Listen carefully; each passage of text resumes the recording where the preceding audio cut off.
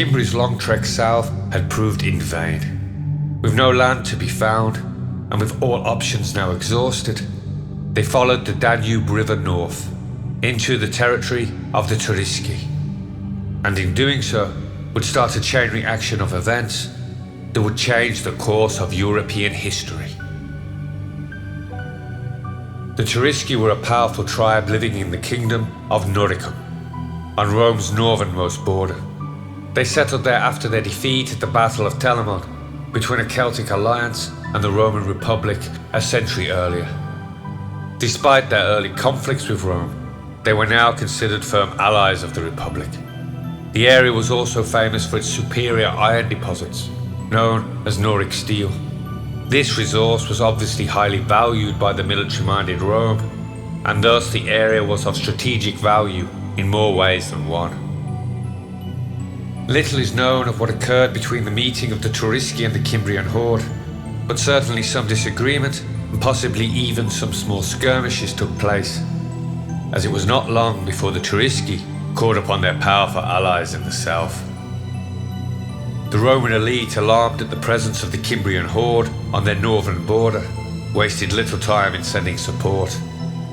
It was down to Roman consul Gnaeus Papirius Carbo, who was charged with the protection of Rome, to make sure this threat did not spill over into Roman territory. So with several legions, Carbo marched north to the Alps to make secure the border and do what was necessary for Rome's protection.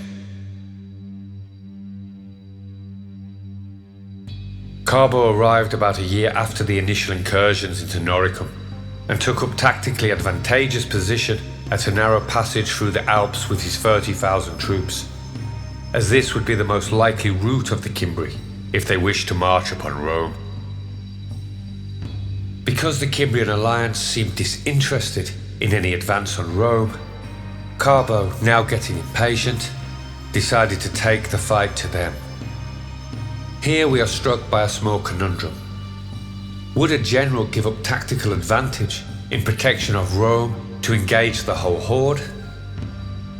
As Appian, the most thorough writer upon this event, only ever mentions the Teutons in his descriptions of the Battle of Norea, we have to assume that Carbo's confidence may have been down to him only being aware of a smaller raiding band, and not the whole force. We are told by Appian, before any great battle could take place, the Teutons sent envoy to the Roman lines. These ambassadors of the Teutons, trying to ease the situation, declared they had not known of Rome's alliance, and thus would immediately halt their actions and leave. Carbo praised the Teutonic envoy and gave them guides to lead them out of Noricum safely. It seems, though, the temptation of glory got the better of him.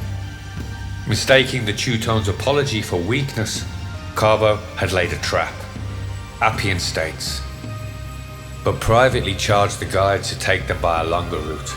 He himself then marched by a shorter one and fell unexpectedly upon the Teutons, though they were still desisting from hostilities.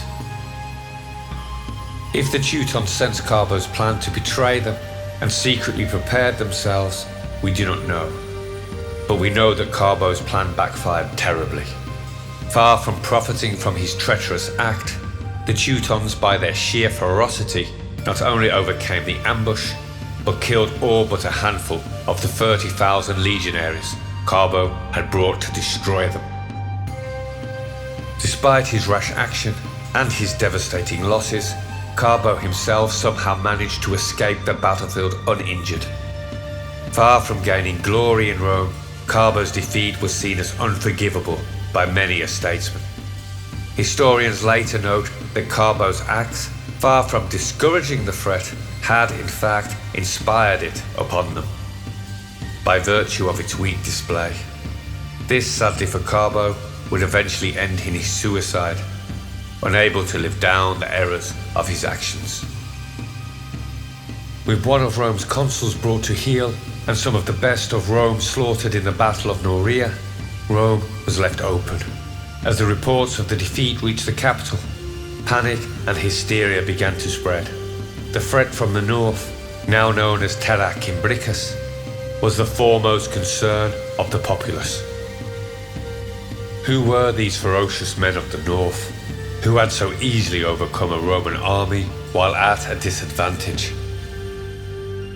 Tales of their nature began to be told from wealthy villa to plebeian hovel.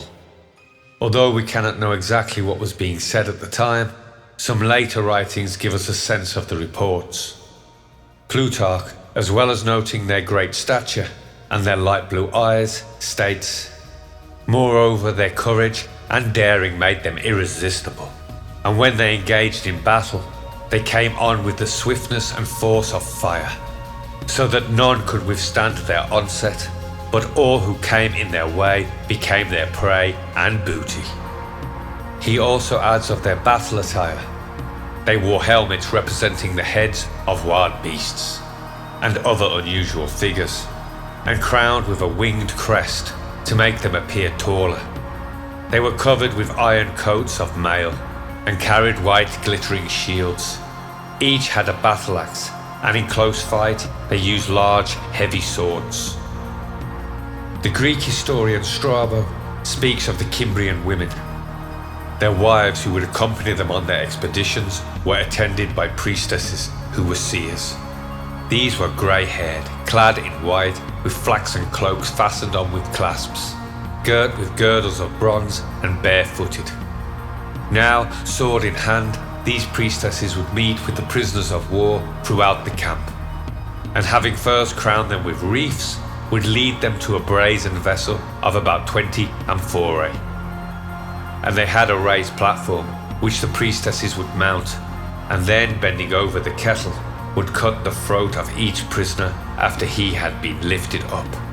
And from the blood that poured forth into the vessel, some of the priestesses would draw a prophecy, while still others would split open the body, and from an inspection of the entrails would utter a prophecy of victory for their own people. And during the battles they would beat on the hides that were stretched over the wicker bodies of the wagons, and in this way produce an unearthly noise. Even their children are mentioned, with writers noting that they had the appearance of old men. Such was the whiteness of their hair. With such stories of their irresistible nature and ceremonial slaughter being spread by the populace, the Roman elite had to act. Terra Cimbricus had to be stopped before this irresistible and furious fire from the north began to spread and threatened to consume all in its path, even the mighty Rome.